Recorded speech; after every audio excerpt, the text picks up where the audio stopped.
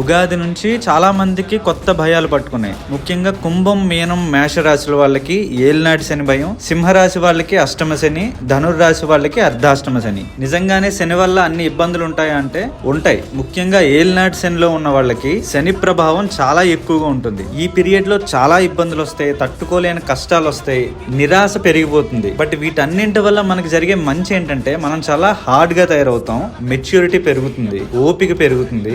మరి ఈ బాధల తీవ్రతను తగ్గించే మార్గం లేదా అంటే శనైశ్వరుడు అందరినీ ఇబ్బంది పెడతాడు, కానీ అలాంటి శని ప్రభావాన్ని సైతం అదుపు చేయగలిగే శక్తులు కొన్ని ఉన్నాయి. అందులో హనుమత్ శక్తి ముఖ్యమైనది. అండ్ రేపు హనుమంతుడి పుట్టినరోజు, పైగా శనివారం. ఈ రోజు మాత్రం హనుమంతుడిని గట్టిగా పట్టుకోండి, హనుమంతుడు ఆలయానికి వెళ్ళండి, హనుమాన్ చాలీసా చదువుకోండి. మీకు ఏ శ్లోకం వస్తే హనుమంతుడిది ఆ శ్లోకం చదువుకోండి. అలా మీరు హనుమంతుడిని సేవిస్తూ ఉంటే నా మాటలు రాసి పెట్టుకోండి. ఒకవేళ నిజంగా శని ప్రభావం వల్ల మీరు అధపాతాళానికి పడిపోయే పరిస్థితులే వస్తే మీ చెయ్యి పట్టి లేపి మళ్ళీ మిమ్మల్ని నిలబెట్టగలిగిన వాడు హనుమంతుడు.